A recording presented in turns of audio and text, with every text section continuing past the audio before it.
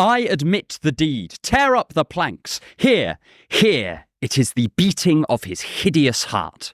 Have you ever done something that you know is wrong? Perhaps in a moment of weakness, you forgot your morals or lashed out at a loved one. Or ethics and expedience came into conflict, and after some deliberation, you chose the latter path. If so, you almost certainly know the sting of guilt, the inner torture that the human mind enacts upon itself when we have failed to live up to our own values. This pain is among the most potent a human can feel, and it has driven many to madness. Worst of all, it lets us know that our minds are not totally our own. And there are few places that these recesses of the human mind are explored more succinctly yet more insightfully than in Edgar Allan Poe's short stories. Each of them are only a few pages long, and I fully encourage you to read them for yourself. But in these brief pages, Poe manages to plunge to the depths of human experience and explore guilt, shame, madness, grief, and more.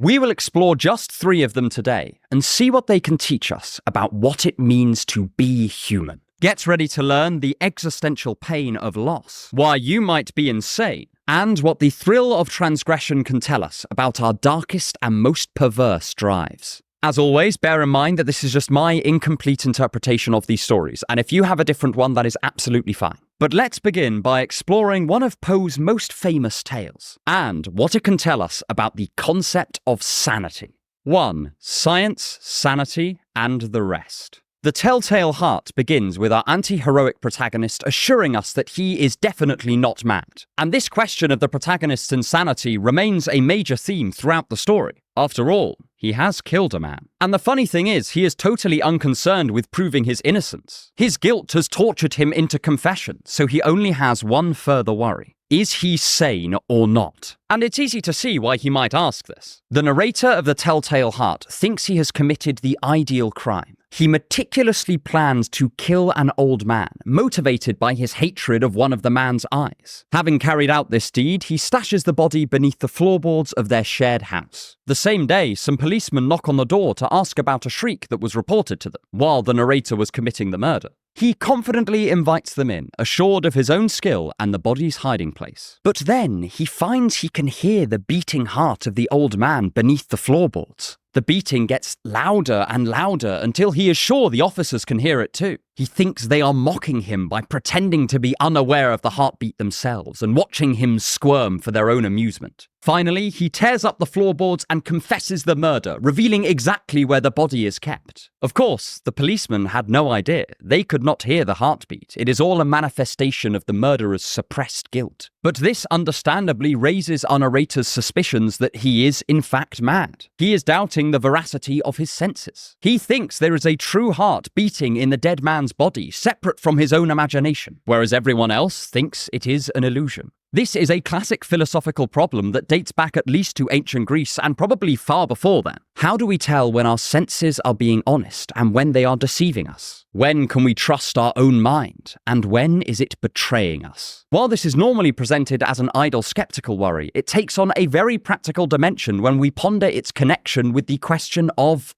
madness. And this question has very real consequences. In his book, Madness and Civilization, French philosopher Michel Foucault talks about how the label madness can be used to essentially deperson people. The distinction between calling someone mad or merely eccentric is that madness lets you know that this person is not just different, but radically different. It paints them not as rational like you and me, but instead as erratic, potentially violent, and tacitly excluded from both moral responsibility and full agency. Foucault compares the situation of people labeled mad as like those in leper colonies. They are, by fiat, cast out of the group of complete people in a cruel and patronizing act. And this makes the narrator's panic about his own sanity much more important. He is not arguing for his innocence, but his personhood. Despite his tormented conscience, he is less concerned about being a murderer than he is about being cast out of humanity itself. While most of us have never killed an innocent man and stashed him under our floorboards, this does not mean that the question of madness and sanity is completely irrelevant to us, because the wider issue still remains. What exactly is madness? And how would we know if we were mad? Different philosophers have very different perspectives on this. Arguably, the most popular account says that madness, or indeed any form of mental illness, must be both biologically and socially dysfunctional. That is, there must be both some disruption to what our body is meant to be doing, and it must also be socially or personally harmful.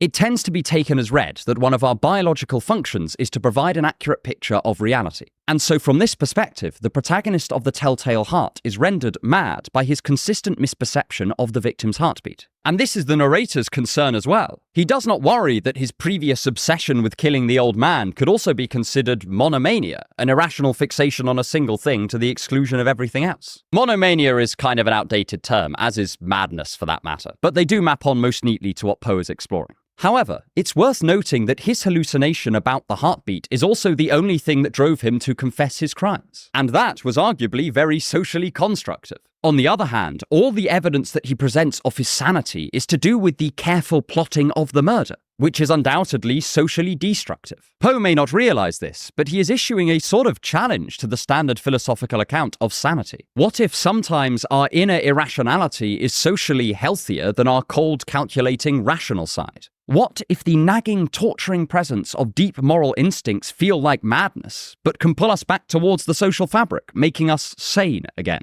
This is a fascinating question because it strikes at the heart of the popular idea that what seems rational is good and what seems irrational is bad. Put a pin in this question of human rationality, as we're going to come back to it in the final section. Either way, it is no wonder that Dostoevsky thought highly of this story. In fact, he translated it into Russian. But to leave this tale on a single philosophical question, when was the murderer mad? Was it when he was planning the murder, in total control of his rational faculties, yet at the same time working towards an end that was not only self-destructive, but flies in the face of all of our healthy moral intuitions? Or was it when he was hallucinating the heartbeat of his fallen victim, his rationality in tatters, yet his moral sense suddenly restored, punishing him with an extreme form of guilt? I would be fascinated to know what you think. But next, we shall move on to what may be Poe's most well-known story, involving an irritating bird and one of the oldest human struggles. If you want to help me make more videos like this, then please consider subscribing to my channel or my Patreon. The links are in the description.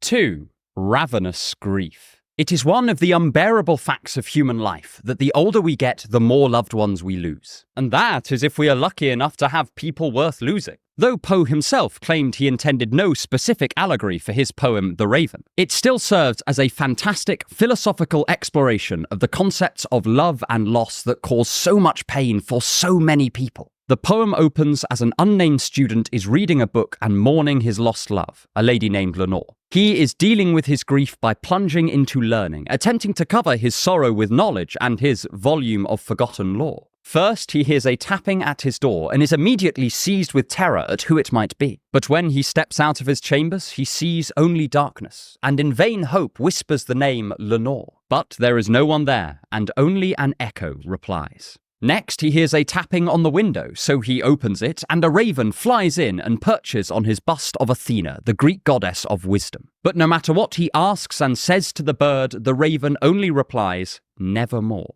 This word, nevermore, ends every subsequent stanza of the poem, as the raven continues to speak it over and over and over again. The narrator's attitude towards this bird goes from shock to sorrow to anger to begging to know something of Lenore to complete despair. In the end, the raven never leaves, and our narrator refers to it as a demon. The last line of the poem is, "And my soul from out that shadow that lies floating on the floor shall be lifted nevermore." It's not hard to see how this might serve as a philosophical investigation into grief. In the wake of lost love, the student does something totally relatable. He runs away. He cannot face the fact that his precious Lenore is gone. In effect, he is engaging in the comforting illusion that she might still be alive, rather than confronting the painful truth head on. And this ties in nicely with the theme that becomes prevalent in a lot of 19th century philosophy and literature: the human capacity to deceive and delude ourselves, and whether in some situations this is a good thing. Schopenhauer argued that religion was a human invention that allowed us to make the sufferings of life bearable while teaching us important lessons, while other authors like Johann Richter emphasize the importance a belief in immortality has for allowing us to come to terms with loss and injustice. Even early Nietzsche argued that if we look life in the face, it can become unbearable, and that one of the ways we cope with this is to craft artistic narratives that allow us to restore our dignity in the face of the unrelenting chaos of the world. This initial approach of the student poses the first question of the poem.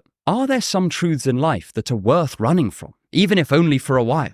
But, of course, the student's escape attempt is ultimately unsuccessful. His whisper in the dark for his love is not answered, and instead the taunting raven is let in. The repeated use of nevermore serves to remind him that Lenore is gone. The truth is presented not as a shining light, bringing glory and joy in its wake. In fact, it's quite the opposite. It is not setting our narrator free, but instead trapping him in a nightmare. And as the poem goes on, the presence of the raven illustrates yet more sides of human grief, and how we can react to truths that make us despair.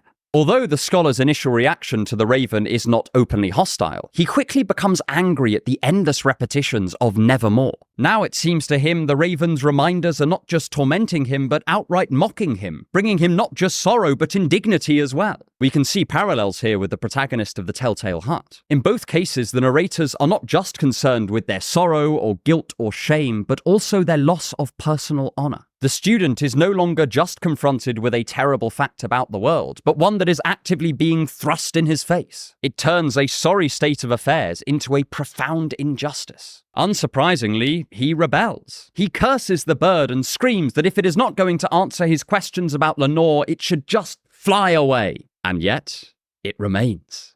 This is the rebellious component to the narrator's grief, and it makes perfect sense. In his deeply underrated book, The Rebel, Albert Camus describes our tendency to imbue the world itself with our ideas of metaphysical justice. Thus, when in its absurd chaos it delivers unto us a harsh dose of suffering, sometimes our reaction is not just to be sad, but to become actively hateful. Traditionally, this has been presented as a rebellion against God for the crime of creating us. But, in this case, the narrator despises the raven because of the two ideas it embodies. First, its supernatural nature does suggest there might be some agency in the universe, something beyond the merely material plane that could be ordering the world according to its reason. But secondly, it suggests that whatever this is, it has swallowed Lenore up callously, without bothering to explain itself. Of course, this is often how we feel when we are suffering or in grief. Hence Romeo's cry that he will defy these stars when he hears of Juliet's death. And the enduring presence of the raven stands as a last testament to the frustratingly enduring nature of grief. In the book Grieving Parents, Surviving Loss as a Couple, a series of mothers and fathers give their honest accounts of what it felt like to lose what was most dear to them,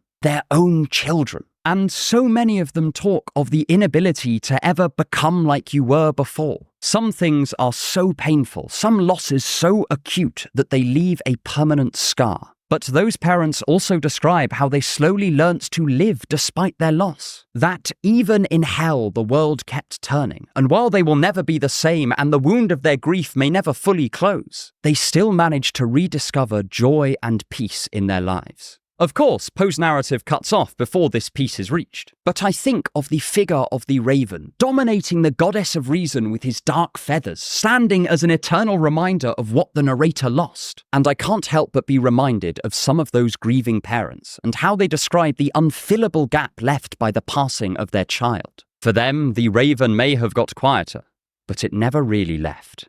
But next, we shall move from the depths of suffering to the ugly muck of human cruelty, as we begin to explore the disturbing world of the perverse. 3.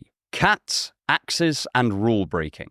Have you ever felt the urgent need to transgress a boundary or disrupt a rule? Perhaps it is not even a particularly unjust rule, but nonetheless you feel the pull to break it. Maybe this was just in a small way, stealing a packet of gum from a supermarket. Or perhaps it was a serious act of unpleasantness. But whatever it was, you found it was not motivated by some other end, but was transgression for its own sake. The thrill and triumph of doing something forbidden and thumbing your nose at the boundaries that would fence you in. This is the instinct that Poe calls the perverse, and he gives a terrifying voice to it in his underrated short story, The Black Cat. In this tale, Well, we follow a man who has always been kind to the people around him and has a deep love for animals. He has a happy marriage, a series of pets, and by all accounts, a rather lovely life. But something gnaws away at him, and he gradually becomes wrathful, intemperate, and drunk. He begins to shout at and beat his wife and has no qualms abusing his other pets. But he is still considerate of his beloved cat, Pluto,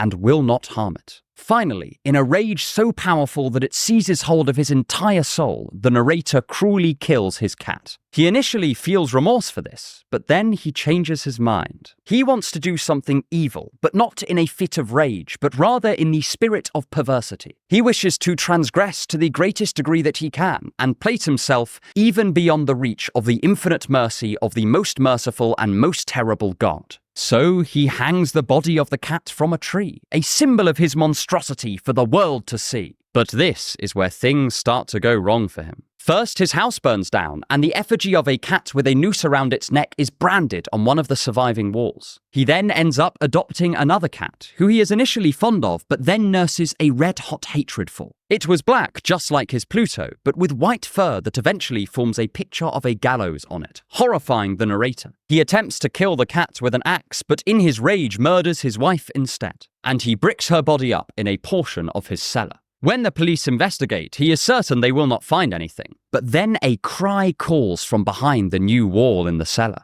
and it is the corpse of his wife, accompanied by the little cat. Obviously, this form of poetic justice bears some similarities to the Telltale Heart, but I don't want to focus so much on the themes of shame or insanity, but rather this urge he has to transgress boundaries for their own sake, and how this links with some of the philosophical literature of the late 18th and 19th centuries. The starkest and most shocking example of this is probably the writings of the Marquis de Sade, who incidentally is where we get the term sadism. Most of Sade's novels are a mixture of explicit sexual and violent imagery coupled with a philosophy that praises the indiscriminate tearing down of boundaries. Where the French revolutionaries wanted to tear down the king and religion, Sade wanted them to go one step further and abolish morality itself. He is the disturbing logical endpoint of rules are made to be broken. And while he outwardly wishes that the walls of social propriety would collapse, if they did, this would spell his misery. Because the very thing that gives his violence and depravity its thrill is the transgressive element. Sade's writings throw a dark component of human psychology into the limelight. The wish that many hold to do something forbidden for the sake of its forbiddenness. And that they can find this action not just pleasant or fun, but positively ecstatic. This theme would later be picked up by Nietzsche and Dostoevsky, who would independently explore the thrill of transgression, but from very different perspectives. For Nietzsche, civilization as it's currently set up is expressly made to prevent our deepest, darkest drives from ever seeing the light of day. And one of these aspects of human will that he sees uncomfortably compressed is the will to cruelty. For Nietzsche, many of us are kind and compassionate, but there is some part of us that longs to be cruel to other people. Maybe it does not appear often, perhaps it is only when we are angry or scared or disgusted that it comes out to play. But, nonetheless, it is there. Nietzsche pointed out that despite cruelty's outright demonization, it still appears almost everywhere. From the king in the castle to the kid in the playground, we see how brutality manifests. Under this theory, the thrill of transgression makes a lot of sense. It is finally giving voice to a suppressed aspect of ourselves. And just like the release you feel when you tease out a muscle knot or get to speak your mind to someone you previously feared, there is an ecstatic relief. At least, that is how Nietzsche might explain this. This is mirrored in Dostoevsky's portrayal of the hollow thrill that occurs in Nikolai Stavrogin every time he does something needlessly vindictive, merely for the sake of proving he is unaffected by the petty morality of Russian society or even God himself. In both Poe and Dostoevsky's stories, the indulgent transgressions eventually come back to bite the perpetrator. In Poe's case, the narrator's wife and demonic cat re-emerge, undead symbols of his destructive cruelty. And while I won't spoil Dostoevsky's demons here, let's just say that Stavrogin's sins reach a fever pitch that becomes unbearable. However, there are still numerous philosophical questions to ask. For one thing, is this idea of comeuppance just wishful thinking? Why should we think that the consciences of cruel people will eventually come back to haunt them? Is it generally true that when we feel guilt, this twists us into becoming a better person or facing the consequences of our actions? Or do we live in a much more Machiavellian world, where conscience is barely a causal factor if we want to understand how human interactions actually work? For that matter, say that this wish to transgress or this will to cruelty is strong and commonplace. What should we do about that? How must we react to this deep flaw at the heart of the human psyche? Indeed, if it is there at all. But finally, I want to draw together the themes present throughout these 3 short stories to hit upon an often ignored philosophical problem, but one that strikes at the heart of what it means to be human. 4. The impotent rationality. In John Stewart's analysis of the origins of modern nihilism, he highlights a number of existentially important beliefs that many began to doubt over the course of the 19th century, and which we have only become more disillusioned with over time. He identifies a belief in God, in objective meaning for life, in immortality, and in free will as just a few of these broken promises. But I want to focus on another tenet of our philosophies that we have increasingly questioned in the wake of the Enlightenment: the belief in human beings as fundamentally rational.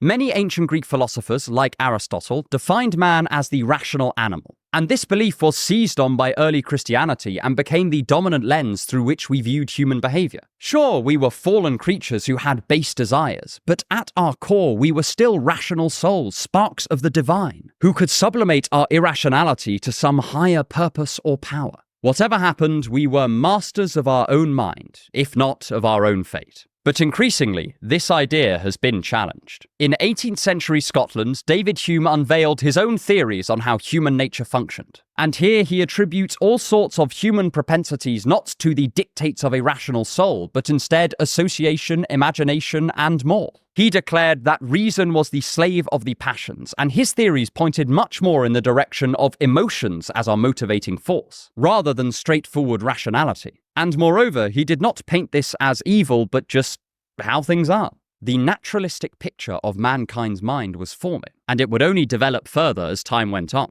Schopenhauer would later declare that humanity's will was motivated by a desire to sustain itself and reproduce, and this idea would become cemented with the publication of Darwin's On the Origin of Species. Here, the will to life is painted as a far greater motivating force than rationality, and as time went on, all sorts of phenomena, from our ideas about morality and prudence to our notions of God and religion, began to be explained not just through the lens of us being rational souls, but also as natural creatures motivated by base drives, attempting to avoid suffering, reproduce, and maybe live a bit longer. And we can see so much of this philosophical debate raging in Poe's stories. Perhaps the starkest symbol of this is that of the raven conquering the goddess of reason Athena by perching on her head and refusing to budge. But we also see it prominently in the other 2 tales. The protagonist of The Telltale Heart is motivated by an irrational fear of his victim's so-called evil eye. And he is prompted to confess not by his use of reason, but by his torment at the hands of his conscience. The narrator of The Black Cat is driven to totally self-destructive actions by his wish to transgress just to show that he can.